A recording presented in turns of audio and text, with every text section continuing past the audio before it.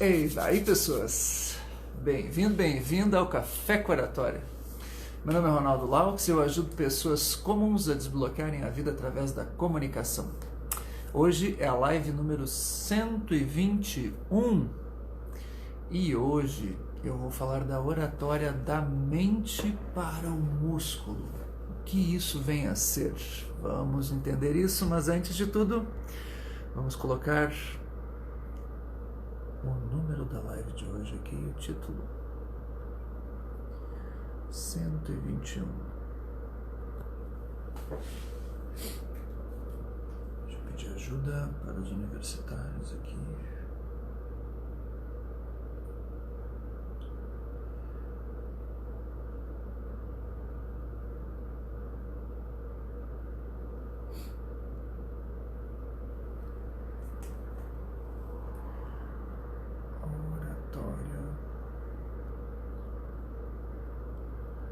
Da mente para o músculo.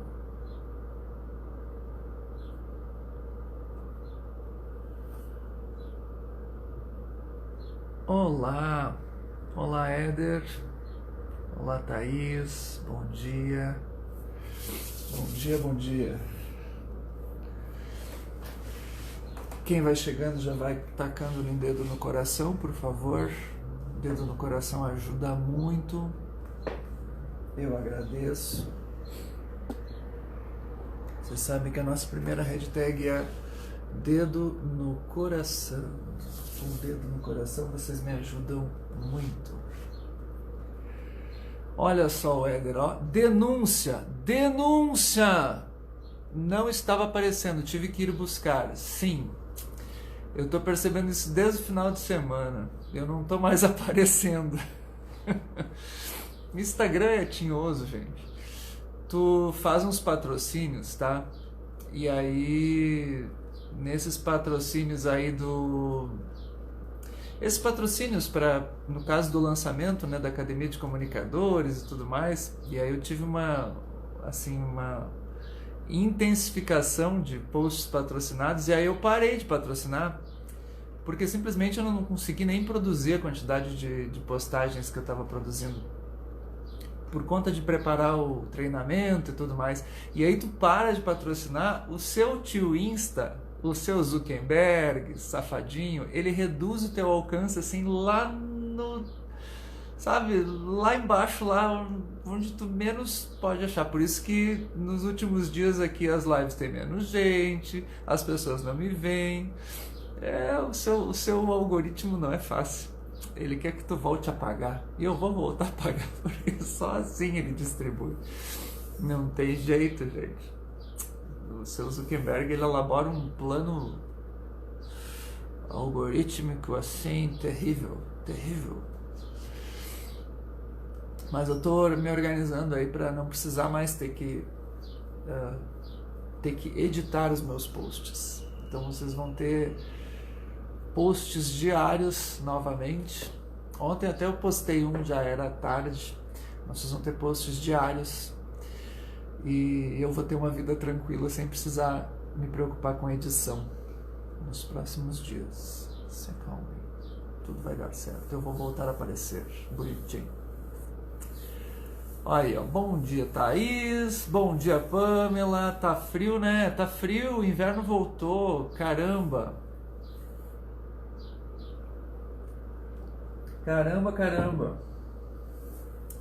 Muito bem. Continue com os dedos no coração aí, porque aí a gente vai chegar nos 12 apóstolos um dia. Tá? Cuidado com os patrocínios do Instagram. Se um dia você patrocinar, saiba que você vai ter que patrocinar sempre. Senão ele faz isso contigo. Ele te sacaneia, esse bonito aí. O Zuckerberg quer você. Buenas. Enquanto isso, enquanto vocês vão mandando os dedos no coração, eu vou fazendo as devidas apresentações que eu sempre faço todas as manhãs aqui.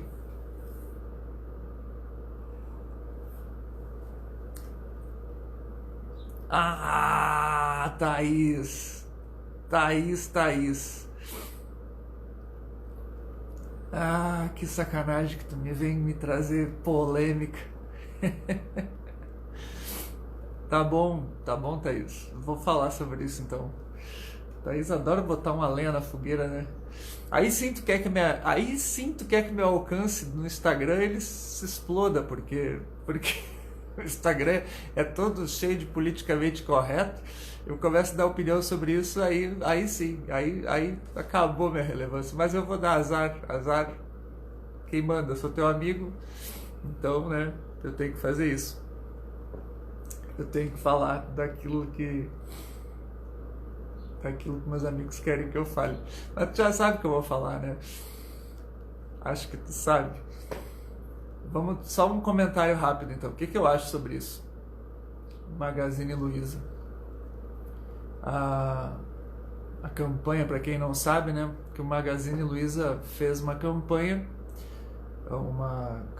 Na verdade eu chamo de uma campanha, tá? Uma campanha publicitária. Para mim é isso, no fundo, né? Acho que é o que eu tô pensando, né? Que Olha, ó. Pamela adora uma polêmica. Bom dia, Jaqueline. Então vamos tacar-lhe uma polêmica, então. Mas eles fizeram uma seleção, né? O Magazine Luiza fez uma seleção. E nessa seleção, pelo que eu vi, assim, a notícia, uma seleção uma seleção de vagas de trabalho apenas para negros. Ai, né? Eu acho de verdade isso uma campanha publicitária. Só isso. Não tem nenhum interesse em promover a igualdade social, não tem nada. O grande objetivo disso é uma jogada publicitária para causar. Tu agita todo mundo na bolha, né? A bolha dos politicamente corretos. Tu cria assunto com o pessoal conservador, é causar, só isso. Acho que não tem nada a ver com igualdade social de verdade. E juridicamente eu considero, né, uma aberração, porque não há justificativa jurídica para isso. Você está ferindo o princípio da igualdade. Se cotas já é uma coisa que é questionável, imagine isso, né? Você fazer uma seleção com base em raça, né? Você definir raça, ainda por cima tem que definir a raça. É algo assim muito semelhante ao que se fez no passado, dizendo assim, olha, eu quero só pessoas dessa raça. No passado, na Europa, para tais vagas eu quero só pessoas dessa raça. Pessoas daquela outra raça lá, tipo judeu, eu não quero, sabe? É isso aí. Agora, isso não exclui o problema que eu entendo que existe, tá? Existe realmente discriminação no Brasil. Não quer dizer que não exista preconceito, não exista discriminação, existe. Mas faça isso de outros meios. Se você quer contratar e quer começar um movimento social de contratar negros, faça isso. Abra a seleção e contrate.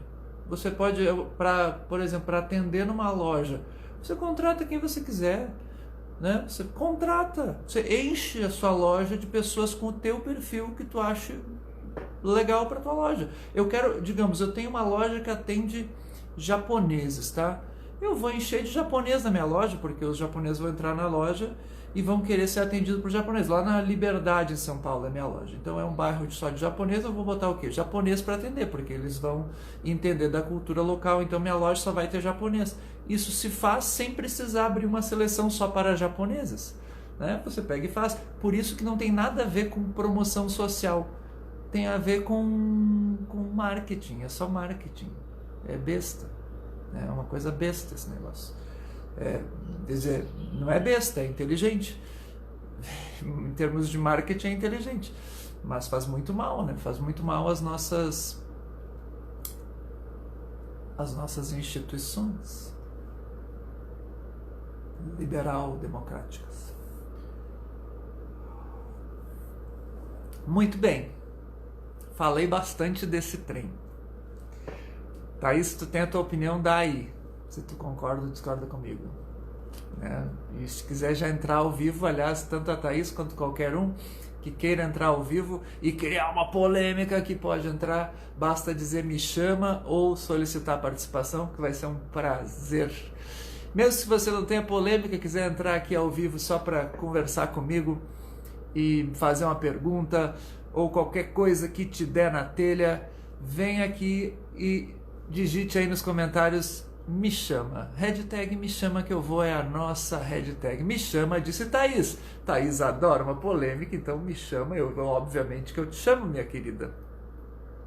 Faz tempo que eu não falo contigo.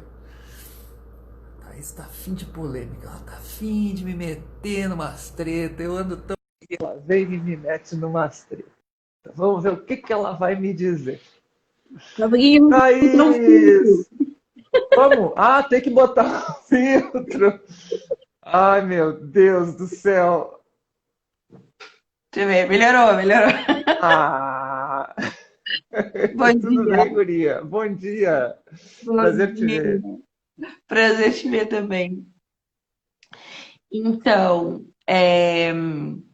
gente, que coisa, né? Eu concordo contigo que isso é uma ação de marketing, assim. Eu não tinha pensado sobre esse ângulo que fosse exclusivamente uma ação de marketing. Uhum. Mas tu sabe o que eu achei, assim, eu vou te dizer o que eu pensei. Eu acho que em um mundo ideal, a empresa poderia fazer essa seleção, se ela Uhum. quisesse. Exatamente assim, porque tu disse que ela poderia contratar só japoneses, basta não dizer que está contratando só japoneses, certo? No Sim. mundo ideal, eu acho que ela poderia, inclusive, dizer: estou contratando japoneses, Sim. Sim. Poderia? tá? Porque é uma empresa privada, enfim, eu acho que serviria aos propósitos dela, se servisse aos propósitos dela contratar só japoneses, ok. Uhum. Mas, e aqui vem o porém da situação para mim, tá? A gente não vive num mundo em que as empresas privadas têm essa liberdade. Embora eu Exatamente. acho que elas devessem ter. Uhum. Mas Uhum. enquanto elas não tiverem essa liberdade, a gente não pode passar por cima daquilo que está estabelecido como sendo um acordo social. Qual é o acordo social? Uhum. O acordo social é que as pessoas não vão ser discriminadas com base na sua pele, não de modo institucional, seja em instituições públicas, seja em instituições privadas, como as empresas, que são instituições também, Isso. Exatamente. né? Então, Exatamente. assim, enquanto houverem leis trabalhistas, leis penais e uma Constituição que faz esse tipo de proibição, a gente precisa obedecer. Não dá para Uhum. ser, ah, não, mas nesse caso eu acho que, né, que é ser bonzinho, fazer isso é uma coisa de gente É. boazinha, é Uhum. sinalização de virtude, né? É. Isso aí. Tu, tu violar a lei, violar a regra e os acordos para sinalizar virtude, porque afinal de contas, né, tu tá Uhum. sendo ótimo fazendo É. aquilo. Uhum. E assim, veja, eu não estou negando a existência de um problema do racismo no Brasil. Porque acho que existe, sabe? Acho que existe, acho que Uhum. gera crenças limitantes nas pessoas que sofrem ele. Uhum. Acho que gera limites concretos, assim. Realmente há pessoas que são impedidas de ser contratadas por conta da cor da sua pele. Não nego Uhum. nada disso. Só que eu vejo isso como uma oportunidade da gente vir a questionar o próprio sistema de liberdade de contratação das Uhum. empresas. Porque eu acho que Uhum. nenhuma empresa pode ser obrigada a contratar quem ela não queira. Acho que nenhuma É. empresa tem que ser obrigada a contratar mulheres ou a contratar. Não, eu acho que isso faz parte de uma determinação que é privada, não é? Acho que isso faz parte. Perfeito. Agora, isso também poderia ter sido feito de uma maneira, digamos, mais suave. Vamos botar cotas. Eu acho que cotas ainda seria uma coisa assim mais aceitável, sabe, Ronaldo? Sim. Agora, do jeito que foi feito, e assim parece, o pior de tudo ainda é o seguinte, é que as pessoas que estão criticando o Magazine Luiza estão sendo acusadas, como acontece em toda sinalização de virtude, de terem racistas, insensíveis, egoístas, fascistas, taxistas, É bem isso, bem isso. sabe? Então, assim, e aí vem a questão do debate. Por quê? Porque tu tá cerceando a possibilidade do debate público sobre esse tipo de coisa. Quando tu taxa as pessoas que estão criticando isso de serem más em si, más. E ignorantes, né? Também. Que não é o caso. Né? O Brasil, ontem até eu estava lendo um artigo do professor Manuel, em que ele estava falando daquela decisão do TSE de distribuir as verbas do fundo partidário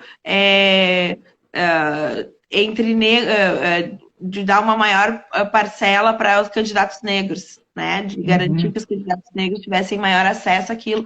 E ele estava falando, ele disse assim, o Brasil tem uma brasilidade, isso é uma coisa que a gente sempre aprendeu, o Brasil tem uma brasilidade, ele tem uma coisa que faz com que a gente não se separa porque um é negro, porque um é pardo, ou porque o outro é branco. Mesmo porque não existem brancos, assim, puros no Brasil, salvo raríssimas exceções, não é verdade? Então, há uma identificação, todo mundo usa a camisa verde e amarela, independente de ser branco, preto ou pardo, porque nós somos brasileiros antes de sermos qualquer uma dessas coisas. E que essa é uma divisão artificial importada dos Estados Unidos, né? Onde não havia uma identificação assim tão homogênea, não quero dizer homogênea, quero dizer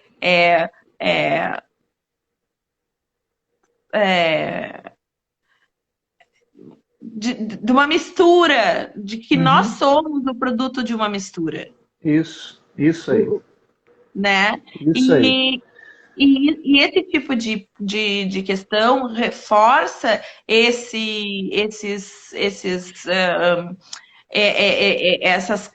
cisões sociais até o ponto em que não vai haver mais uma nação. Nós não seremos mais uma nação, seremos apenas um acidente geográfico.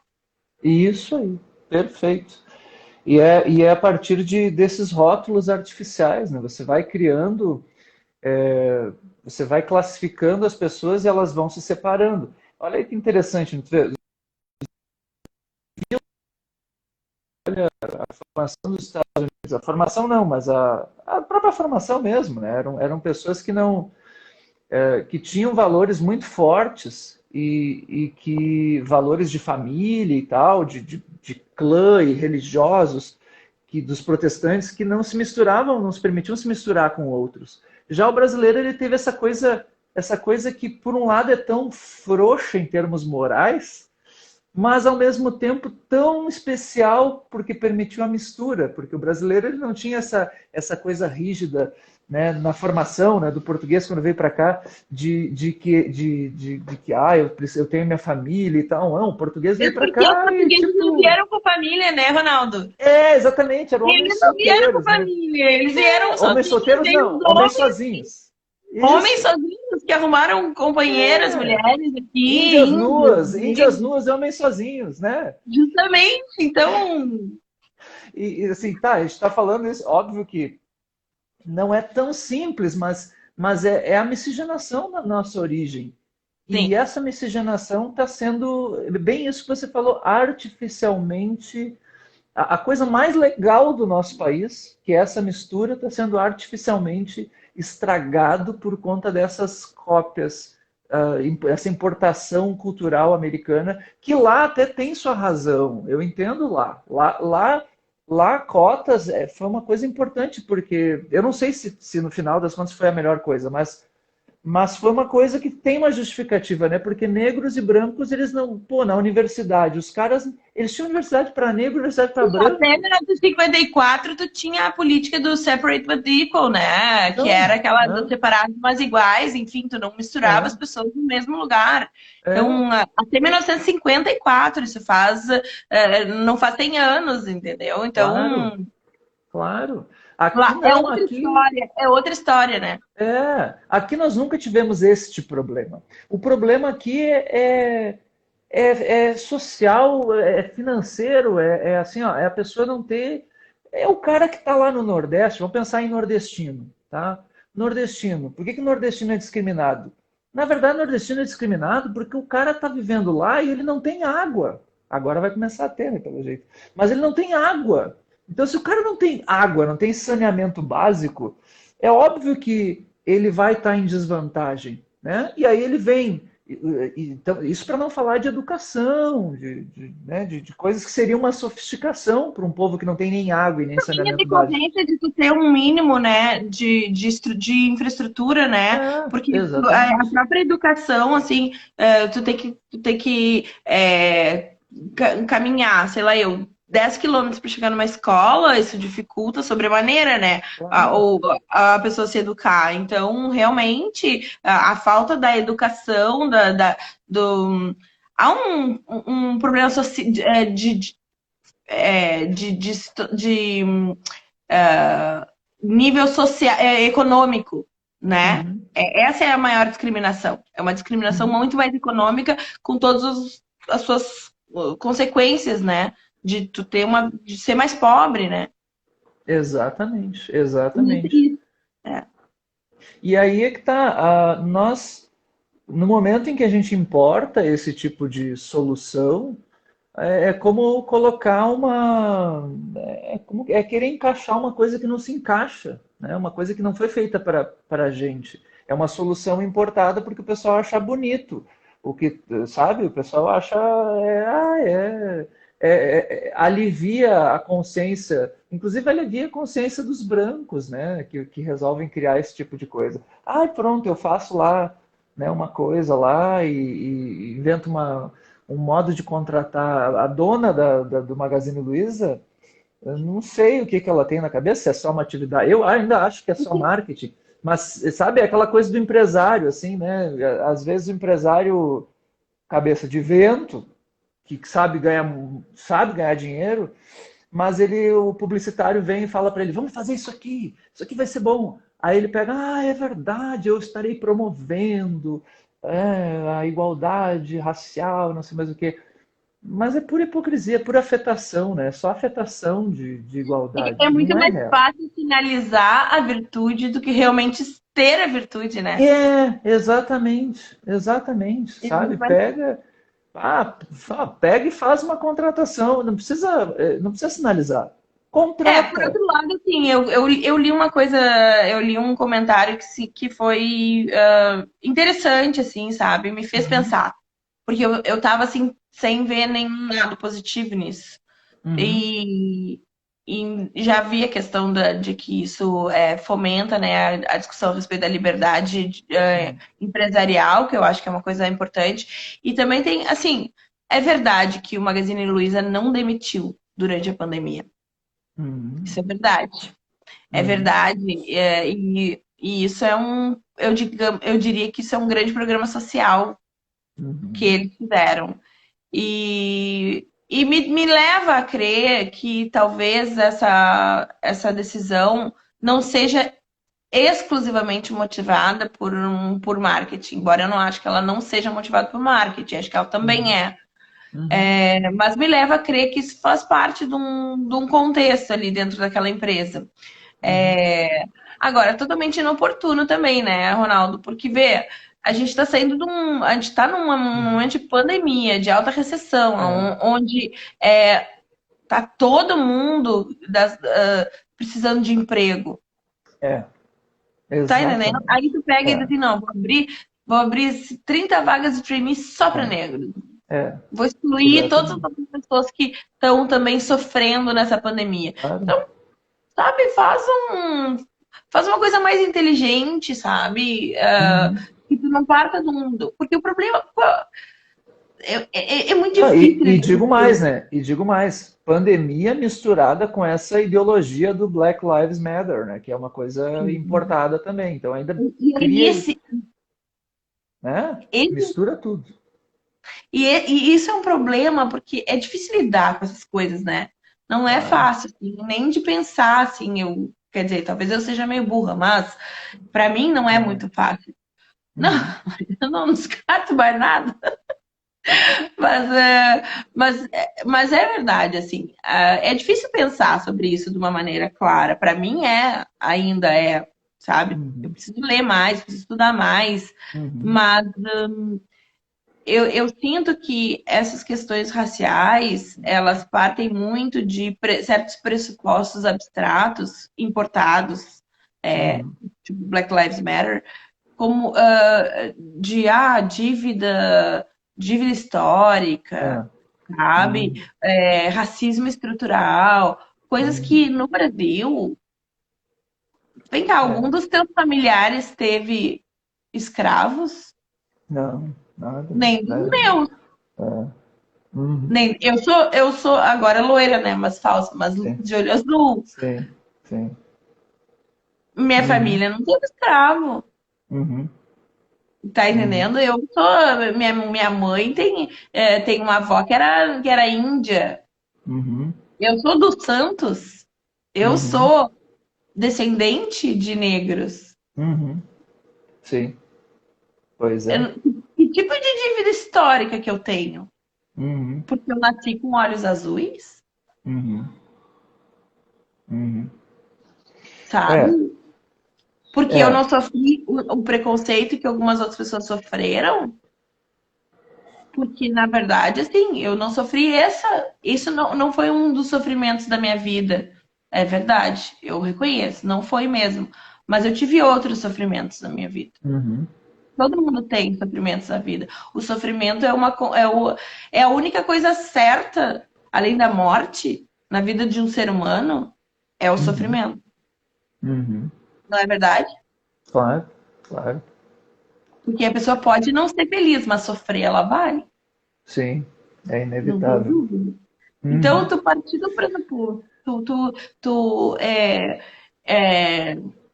tu priorizar, ou não é priorizar, é tu ranquear sofrimentos sem ser num nível individual, é uma coisa muito difícil. E esse é o problema de tu fazer isso com uma questão de racismo, né? Porque tu não ataca o racismo diretamente, tu tá atacando um suposto reflexo econômico, porque não vão deixar de ser racistas porque vai ter o programa de trainee, né? Mas algumas pessoas daquela raça eventualmente vão ganhar mais dinheiro. Então tu tá atacando com um meio econômico um problema racial. As pessoas se acostumaram a achar que isso é uma forma adequada de tratar, porque elas partem do pressuposto de que sempre o problema é econômico. Mas entre problemas econômicos, como tu vai ranquear? Tá, mas é que eu já tô falando demais. Não tá não. Mas é isso aí. Pensar em termos de... Eu acho que o pior dos argumentos é esse da dívida, né? Esse aí eu dói de ouvir, assim, porque não tem como estabelecer dívida. Antepassados... Existem escravos e escravocratas em todos os clãs, se você vai buscar nos antepassados. Os muçulmanos escravizaram os europeus durante um bom tempo lá na Península Ibérica. E dentre os muçulmanos, eles vinham ali do norte da África, muitos deles. Então, assim, eu tinha escravocratas africanos. Egípcios que eram negros, escravizaram judeus que eram brancos. sabe? Então, assim, você vai buscar, isso é uma coisa tão absurda. A única maneira de você falar das cotas e dessa questão é olhar para a realidade. De fato, existe preconceito, existe um problema social, agora, e tem que se resolver. Ponto. Agora, não é a fundamentação não pode ser uma fundamentação com base em dívida, porque isso é ruim, isso não é bom objetivamente, porque não gera Não uma é boa real, né? convivência, e Não não é é real. real, não é real, exatamente, não se fundamenta, né? Olha, é dose ter que aguentar certas coisas assim. E, e aí que não sabem por que certos problemas não se resolvem, e- porque Isso, vivem a insistindo em coisas comunicação erradas. baseada nesse tipo de coisa. Agora é para tua área, né? Tua área de Ah, comunicação, né? A comunicação baseada num elemento de mentira ou de falsidade, ela, uhum, ela vai estimular não uma atitude cooperativa, mas uma atitude de rechaço, de rejeição.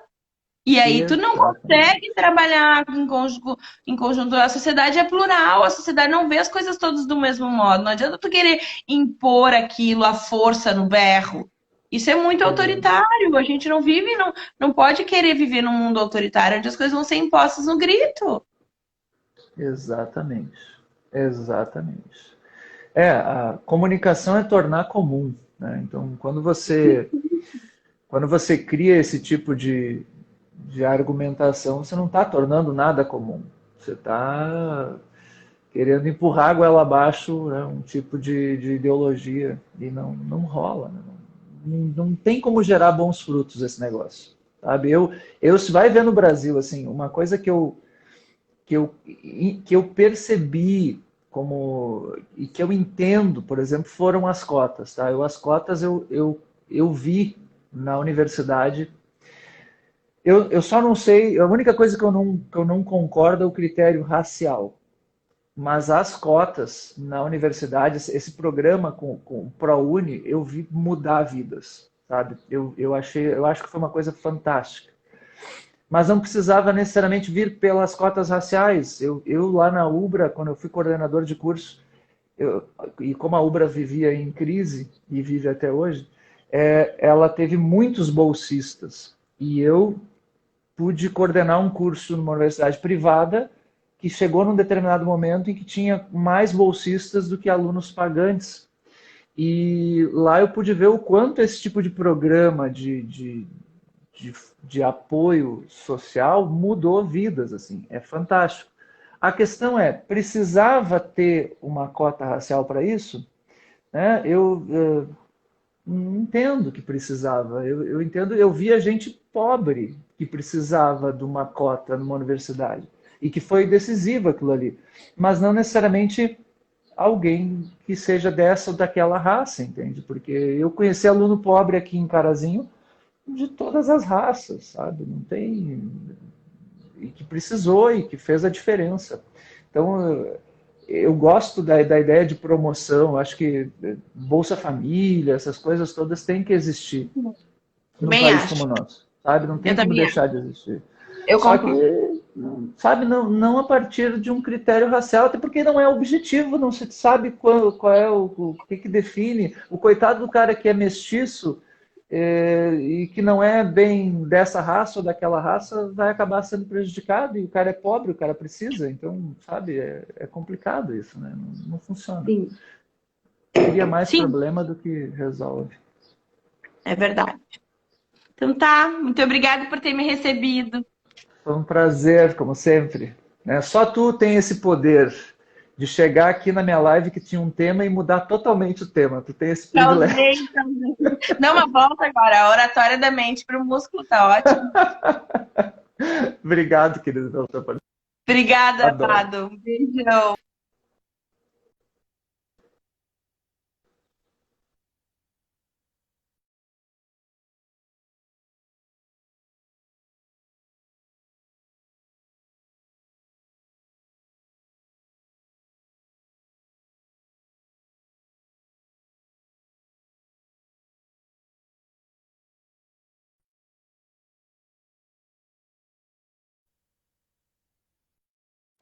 Voltei.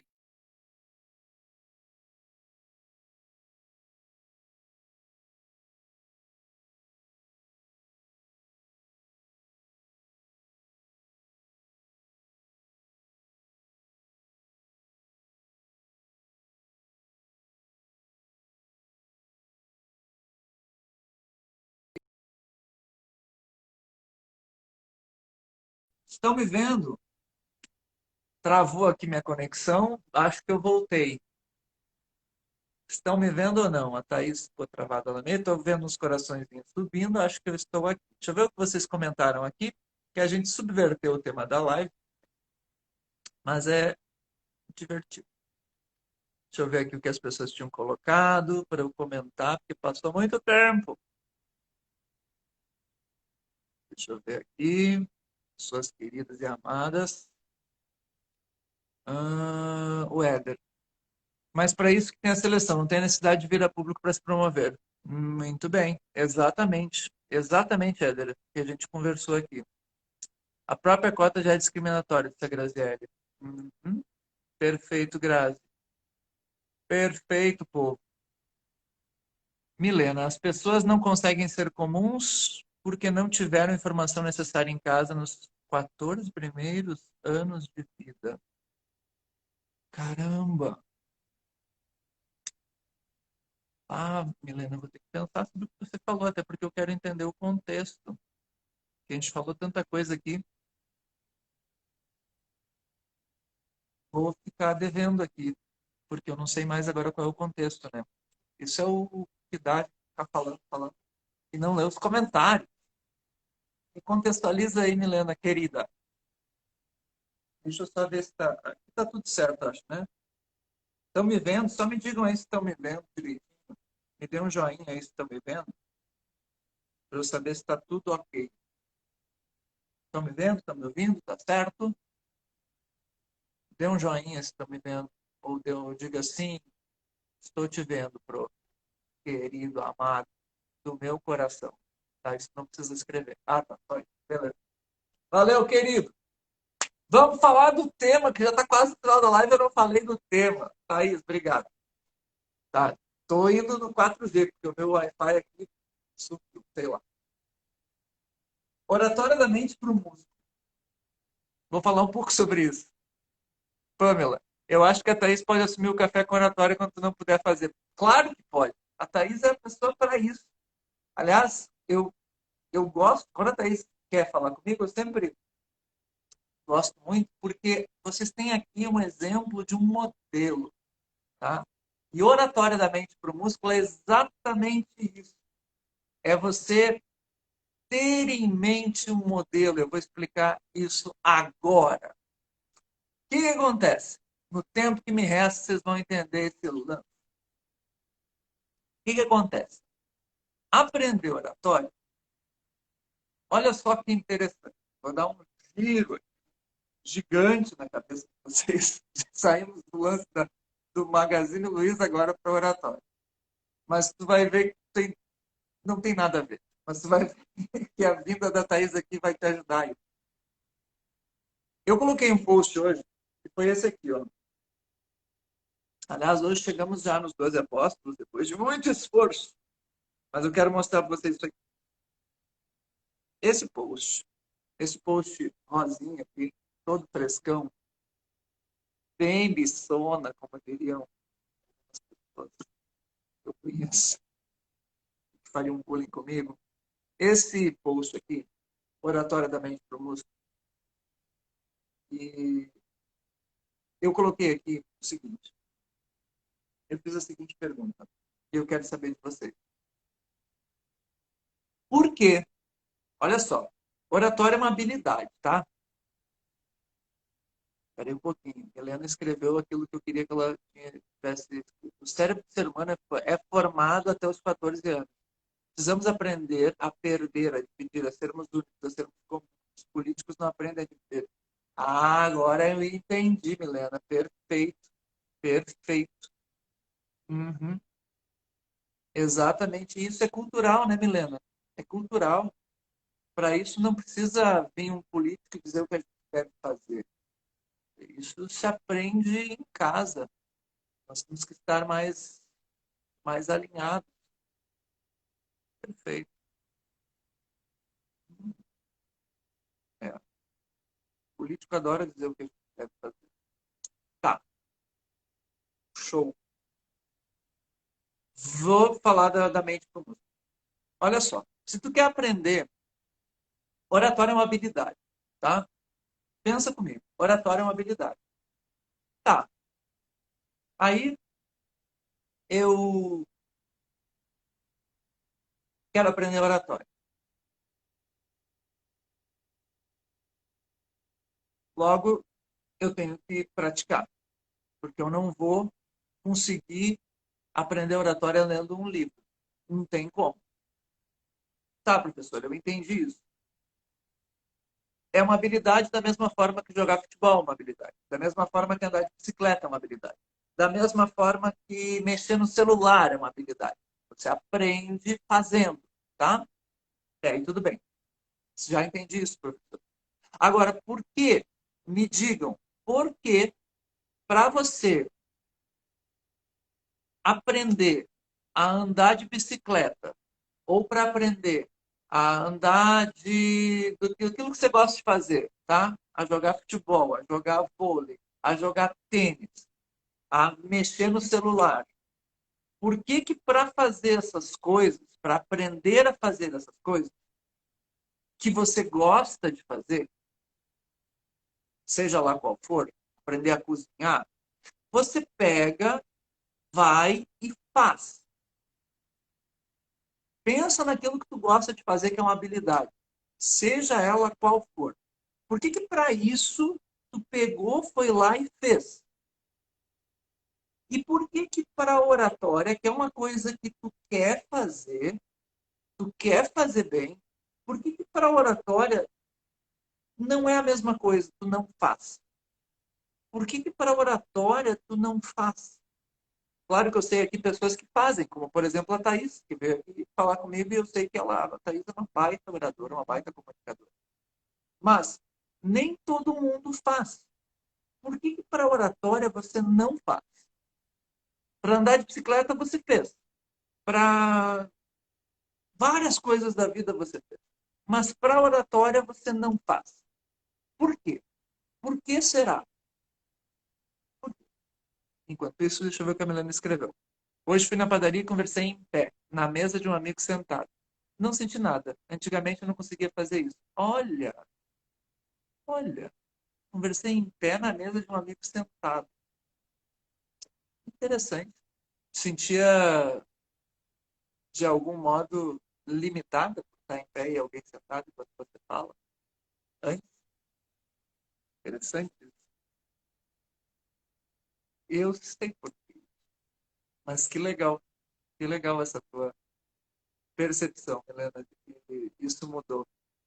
Isso tem a ver, eu não vou dizer que tem a ver ainda, mas como é que tu te sentiu quando fez isso? Tá, enquanto isso, os demais já vão me dizendo aqui, por que que é diferente? Por que que é diferente para você aprender oratória? Ou, por exemplo, quando eu digo oratória, entenda, é comunicação, qualquer nível, como, por exemplo, isso que a Milena acabou de dizer. Eu quero poder chegar e ter a liberdade de conversar com alguém eu estando de pé, essa pessoa sentada. Ah, professor, mas isso para mim é muito fácil. Sim, para ti pode ser fácil, para a Milena não era. Cada pessoa tem um desafio pessoal a respeito de comunicação. E aí eu te pergunto, por que que para aprender oratória é diferente de aprender a andar de bicicleta? Por que que para andar de bicicleta você pegou e fez? E para oratória você não consegue fazer? Ou a maioria das pessoas não consegue fazer? Por quê? Por quê? Diga aí por quê. Pode dizer por quê nos comentários ou no pontinho de interrogação. Alguém tem uma hipótese? Escreva. Eu sei que você deve estar escrevendo, por isso que está demorando. A resposta não pode ser curta. Tá? Se quiser me chamar, escreve me chama para me dizer. Por que que é diferente? Milena, eu nem percebi. Só me liguei que por você estar falando desse assunto. Quando eu vi, já tinha feito. Olha só, interessante.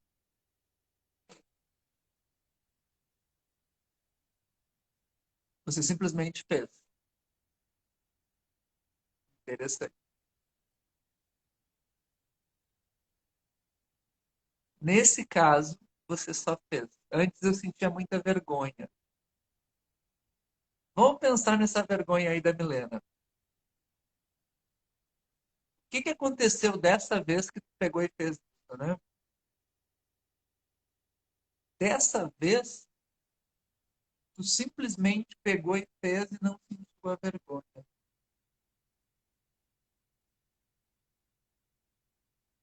Tu não, tu não pensou, tu só pegou e fez. A tua frase foi essa, Milena. Eu nem percebi, só me liguei por você estar falando esse assunto. Quando eu vi, já tinha feito. Ou seja, você começou a falar e quando viu, já tinha feito.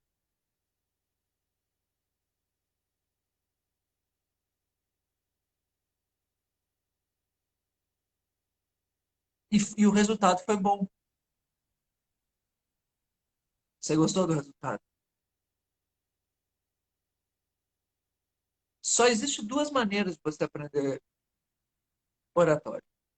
Ou acontece isso que a Milena falou, você tem uma iniciativa que vai do músculo para a mente, ou seja, ela pegou e fez sem parar para pensar, ou seja, do músculo, ela pegou, estava de pé e estava falando, e para ela sempre foi um bloqueio falar de pé com alguém que estava sentado, com um amigo que estava sentado. Se para ti faz sentido ou não, não importa, para a Milena faz.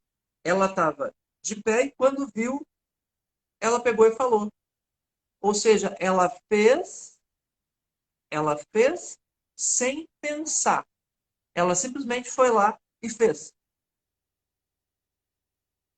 Correto? Só fez. Ela foi do músculo para a mente.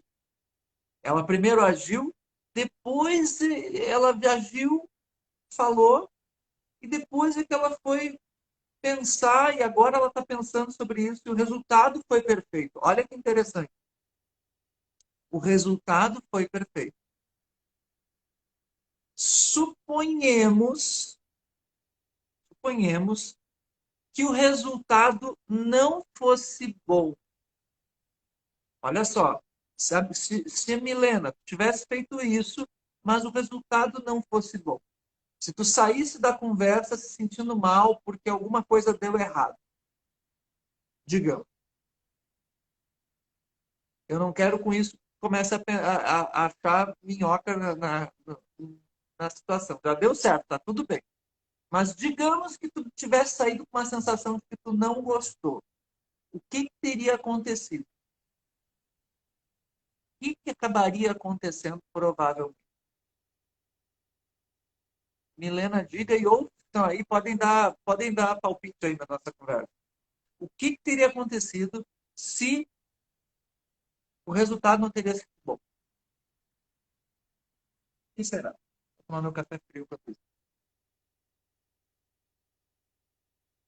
Se o resultado não tivesse sido bom, o que teria acontecido?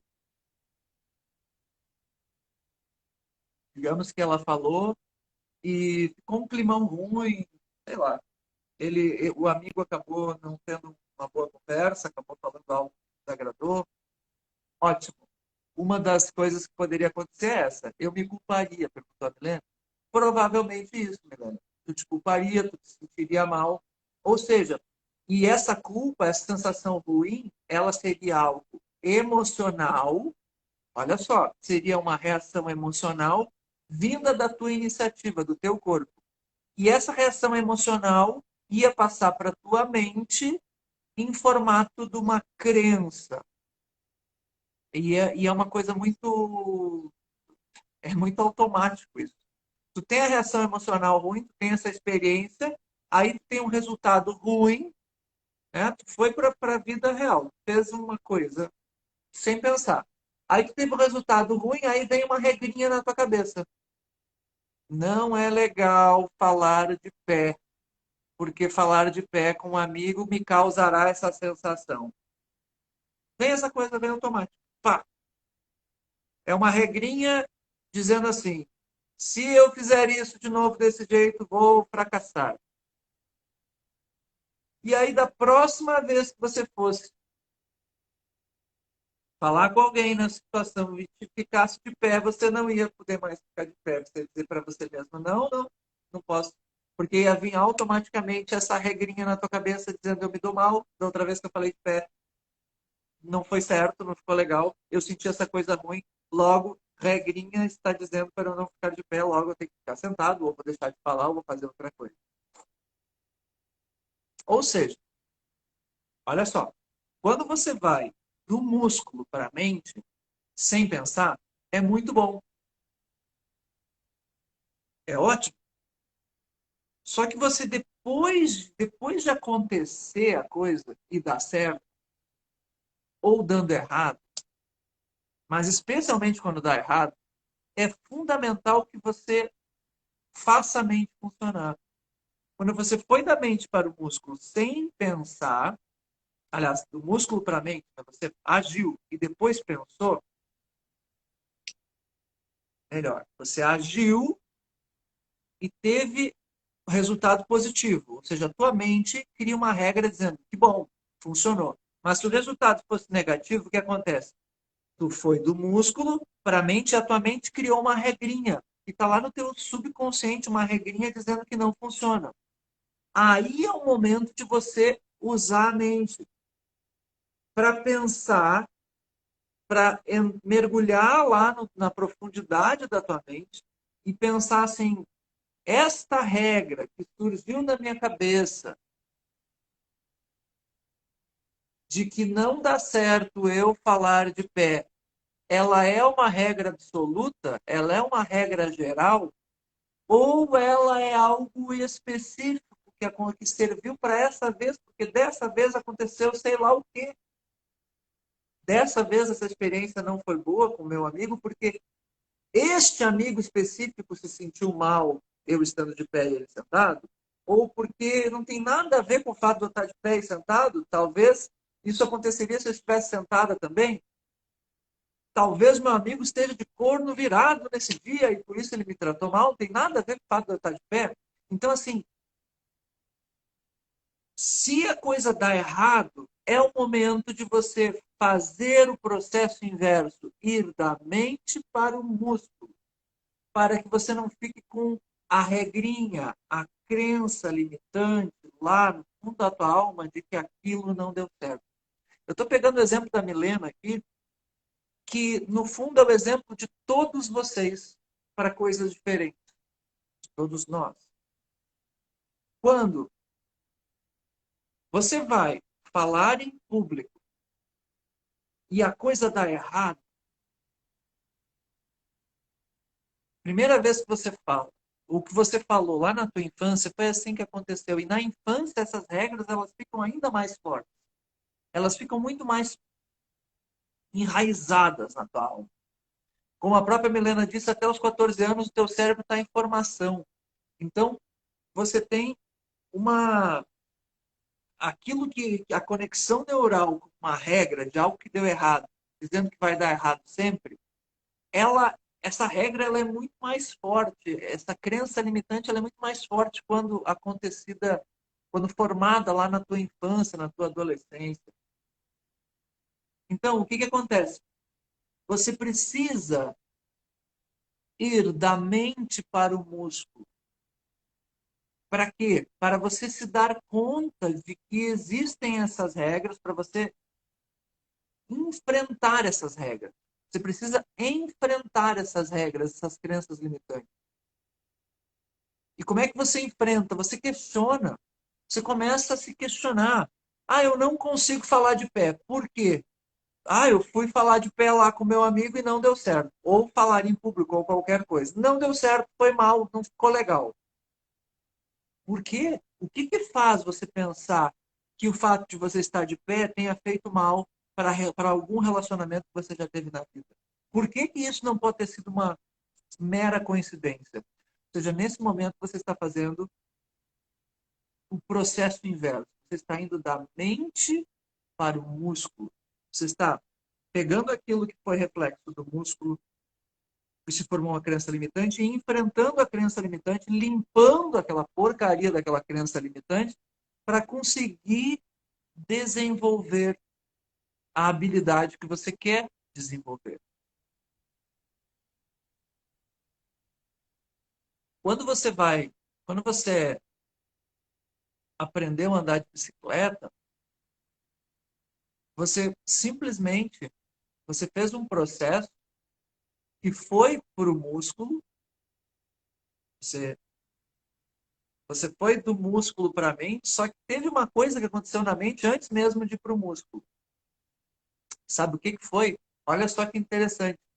Quando você aprendeu a andar de bicicleta e era criança, você não pensou, você não tinha nenhuma regrinha dizendo que você não podia andar de bicicleta. Na sua cabeça, existia a possibilidade de andar de bicicleta e você foi lá e fez, sem pensar.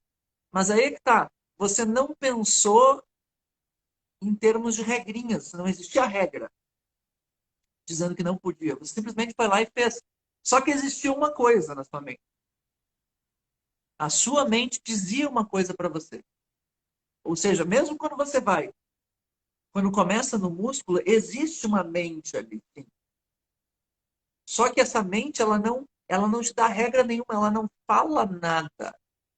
Ela é silenciosa. Ela só te dá uma imagem.